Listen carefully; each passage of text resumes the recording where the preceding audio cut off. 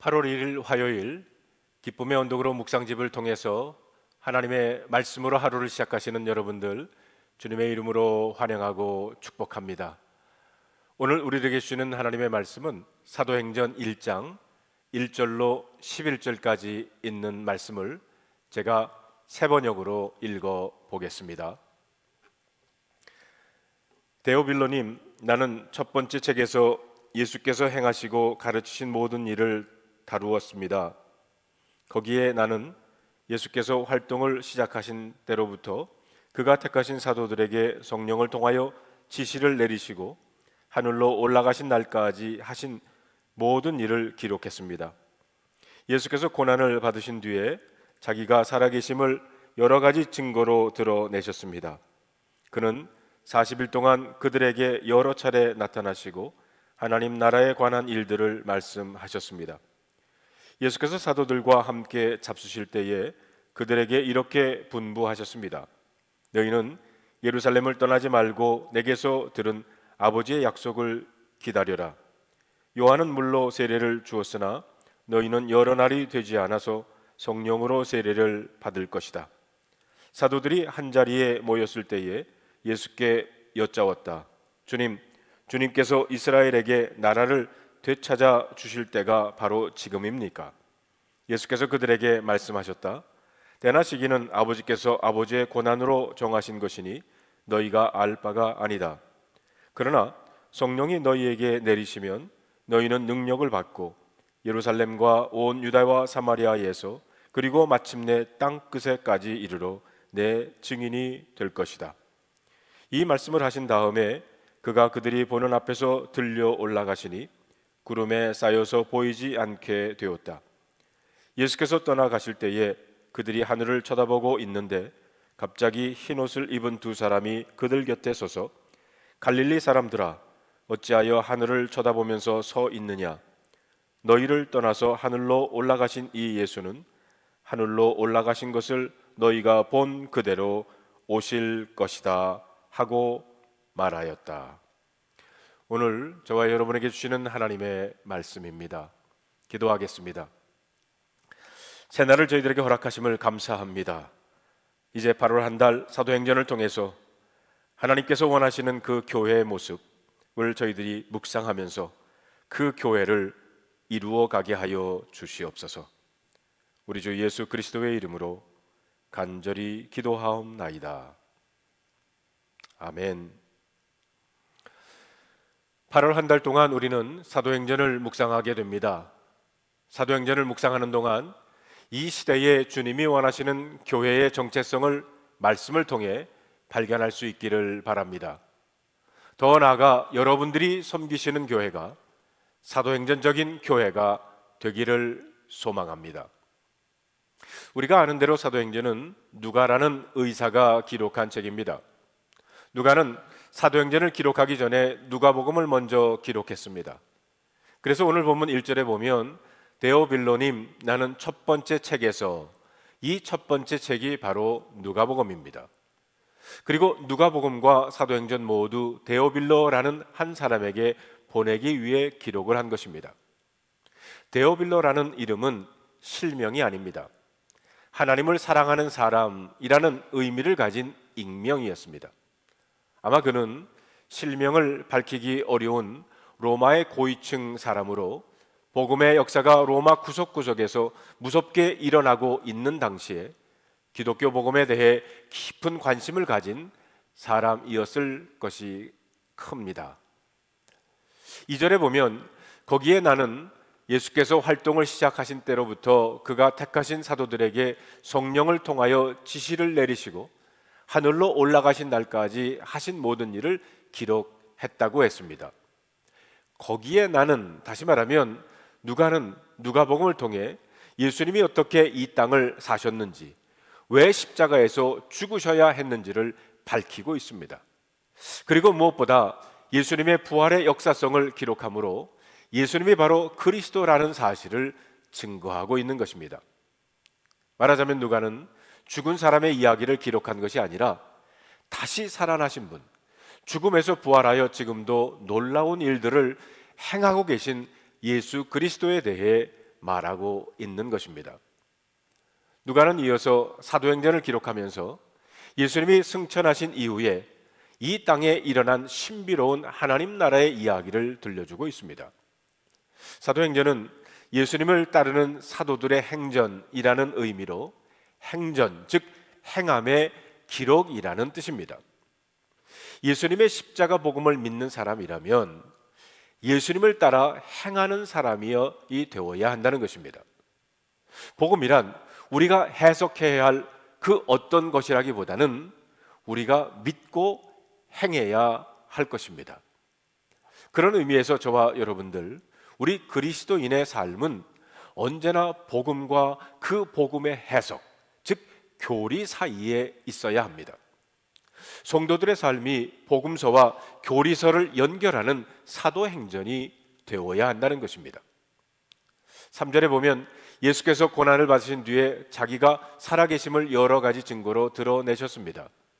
그는 40일 동안 그들에게 여러 차례 나타나시고 하나님 나라에 관한 일들을 말씀하셨습니다. 여기 보면 첫째로 자기가 살아계심을 드러내셨다는 겁니다. 사도행전적인 성도는 먼저 주님이 친히 살아계심을 붙잡아야 합니다. 다른 말로 부활하신 예수님을 만난 사람들이 사도행전의 역사를 체험할 수 있다는 말입니다. 누가복음에서는 이 부활 사건과 관련하여 한 이야기를 들려주고 있습니다. 바로 엠마오로 가던 두 제자의 이야기입니다. 이들은 예수님의 부활을 믿지 않았고 절망 중에 자신의 고향으로 돌아가던 사람들입니다. 이들이 대화하고 가는 도중에 부활하신 주님이 그들과 동행을 하십니다. 처음에 제자들은 예수님이신 줄 몰랐어요. 예수님은 그들에게 성경을 가지고 예수님의 십자가의 죽으심의 이유와 또 부활에 대해 자세히 가르쳐 주셨습니다. 그분의 말씀을 들을 때 그들의 가슴이 뜨거워졌다고 그랬어요. 그리고는 함께 주막에 들어가서 음식을 나누게 됩니다. 예수님이 떡을 가지고 축사하시고 떼어서 그들에게 주실 때 비로소 그들은 부활하신 예수님을 알아보았습니다. 부활의 주님께서 친히 살아계심을 나타내자 그들은 가던 길을 멈추었습니다. 절망의 걸음, 낙심의 걸음을 멈추었습니다. 그들의 가슴은 뜨거워졌습니다. 그리고 다시 예루살렘으로 돌아갑니다. 그리고는 사도행전의 역사를 써내려가는 일에 동참하게 되었습니다. 우리가 사도행전적인 믿음의 삶을 살려면 두 번째, 부활하신 주님께서 바로 승천하지 않고 40일을 지상에 머물면서 하나님 나라에 대해 제자들을 가르치신 사건을 이해해야 합니다. 왜 예수님이 바로 승천하지 않고 40일 동안 이 땅에 머물러야 했습니까? 그 이유는 분명합니다. 바로 하나님 나라의 일을 제자들에게 가르치기 위해서입니다. 그렇다면 여러분, 하나님 나라의 일이란 무엇입니까? 우리가 알다시피 예수님의 사역의 목적은 오직 하나님 나라였습니다. 하나님 나라를 이 땅에 전하기 위해 예수님이 이 땅에 오셨습니다.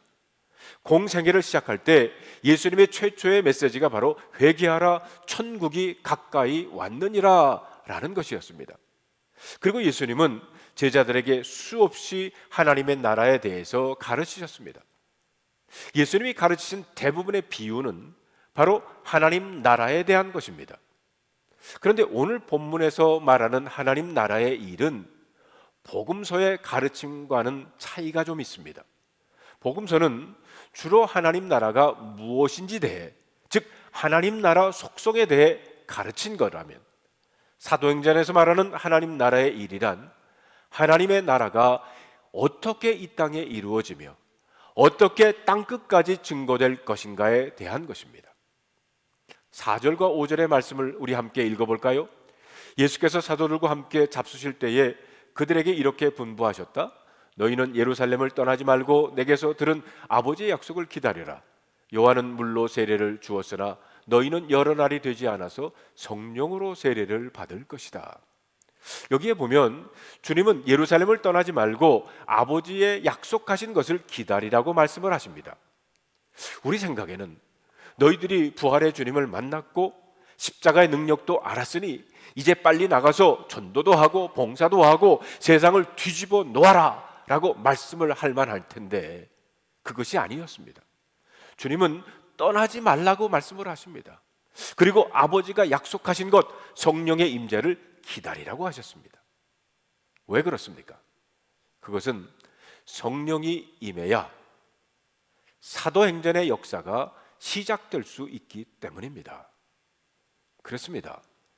사도행전적인 신앙, 사도행전적인 교회는 성령과 함께 시작될 수 있습니다.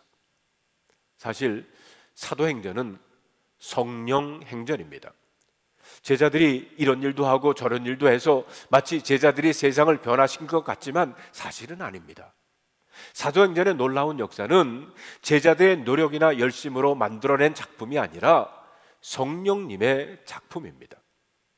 인간의 방법으로는 사도행전의 역사를 이룰 수가 없습니다. 성령의 능력이 아니고서는 어떻게 사람을 변화시키며 어떻게 기적을 가져올 수 있겠습니까? 성령님이 임하심으로 사도행전의 역사는 시작됩니다. 8절을 다 같이 읽어볼까요?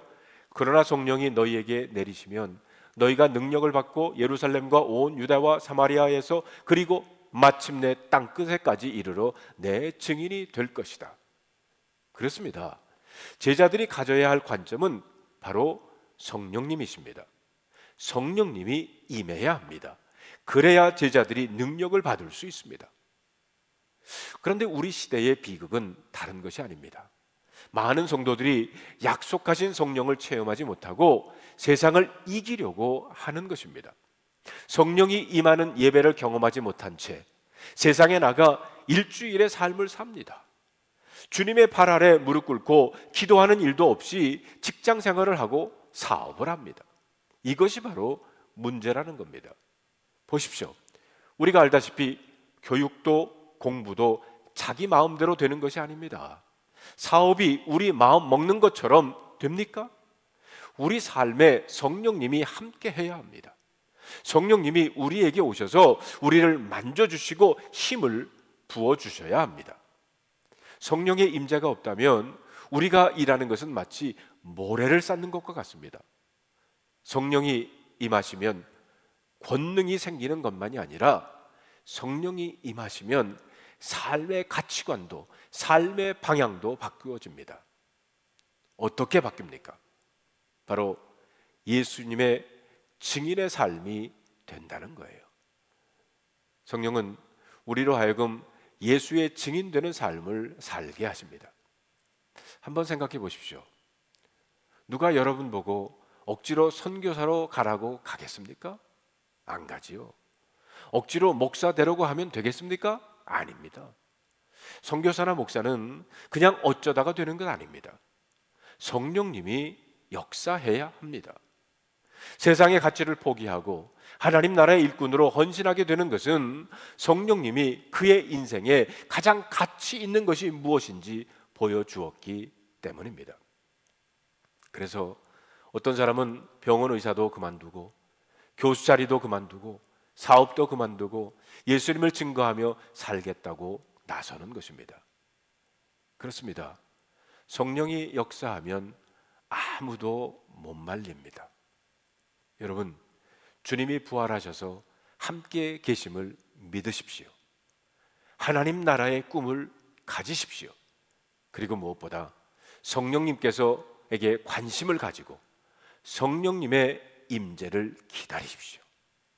그냥 적당하게 살지 말고 자기 일에 매여서 하나님 나라 꿈을 잊어버린 채 살아가지 말고 하나님 나라의 일꾼으로 살겠다고 결단해야 할 것입니다. 그렇게 함으로 사도행전의 역사가 저와 여러분의 삶에 그리고 우리들의 교회에 나타나게 되기를 주님의 이름으로 축원합니다. 기도하겠습니다. 하나님 감사합니다.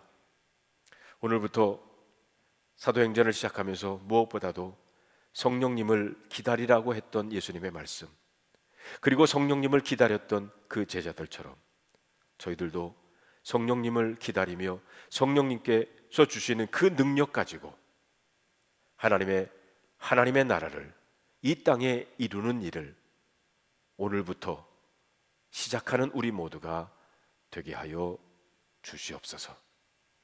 우리 주 예수 그리스도의 이름으로 간절히 기도하옵나이다. 아멘.